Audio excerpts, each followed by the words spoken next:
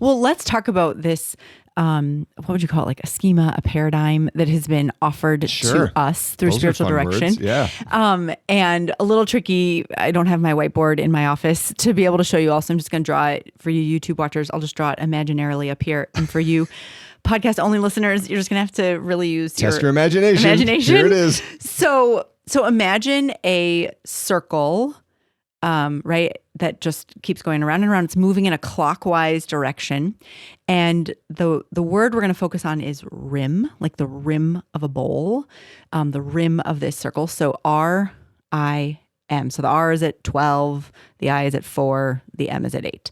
And these arrows moving from the R to the I to the M, and then back up again to the R, right? So clockwise, we're moving in this circle. RIM stands for relationship, identity, and mission.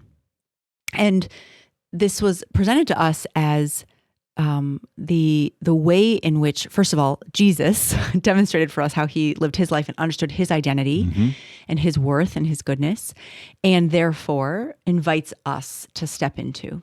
So relationship is the starting point, right? It's at that 12 o'clock prime position, and that we originate in relationship. That is our origin story. We come from a relationship, right? The Lord in the triune God's love, from that love, we are born. Like it was love's idea to breathe us, each of us and our souls into existence, to create us. And so it's from that relationship that we now move down to the 4 o'clock position, that I gain my identity, that I understand who I am, because I know whose I am, and that it has to flow in this direction. Right. That it has to go first, the relationship first. I spend time in that place with the one who knows me, who has the vision for who I'm called to be. And that's where I gain my sense of identity. And from the identity, we flow over to 8 o'clock. And I get my mission. And that my mission actually comes out of who I am, that it is a manifestation of who God has created me to be, which is why each of us, even married, you and I, Pat, the way we live our mission is different. Right. Because we are unique souls. Living the same mission, but living our own particular mission within our marriage and our family. The practicals, the concrete details of that are different. And then because as a disciple, I am, as you said, giving of myself, I'm pouring myself out, I'm depleted, I'm empty, and I have to go back to the relationship, right? So then I go from 8 o'clock to high noon again. Yep. And I'm back in that place of relationship. And so throughout the Christian life, it is a constant movement around the rim. Yep.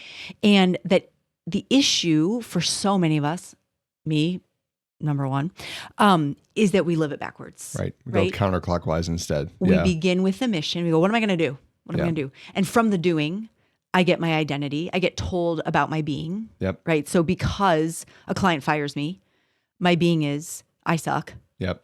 I'm not good, worthless, don't know anything. Yep. Failing, ashamed. And then from there, it impacts the relationship, which usually for most of us means isolation. It means withdrawal. Yeah. It means not going forward. Or to the point of your high schooler, maybe it means rage. It means anger. It means aggression and disbelief. Yeah. And thoughts on this? Those mission questions are not bad questions, right? And that's a question that every discerning disciple of God needs to ask at a certain point. What am I supposed to do? And especially I think of, again, like high school, college age, young adult, like those years are just wrought with what am I supposed to do? Yeah. And they're developmentally appropriate questions. They're You're beautiful launching. questions, yeah. right? There is no problem with those questions. And even as adults, right? Even when we are, for the most part, settled into vocations, into habits, into rights and responsibilities in our families, in our priestly ministries, in our religious life, in our consecrated single life, even when those things are cemented, there still is this nagging question every day. What am I supposed to do? What am I supposed to do today with this tantruming kid, with this kind of stony silence between me and my spouse, with this work situation that I'm not even sure if I like this job. So how bad do I want to fight for it? Those are all very good questions. The problem comes when we chase our mission first and we expect our mission to give us our identity. When really what we should do when we start asking those questions, what am I supposed to do, is not to chase the answer in order to find our identity. It should be to retreat from those mission questions for a moment, not because they're bad, but because they need to be put in the right order. To retreat from those mission questions, to set them on a shelf and say, I'm going to come back to these, but the only way I'm going to get good answers to these questions is if I know who I am and if I then know the one who gave me this identity in the first place. So we've got to go back, not going counterclockwise, but going back in time, starting with a relationship with the Lord, making sure that we are connected to him, and then asking him the question, Lord, who did you make me to be?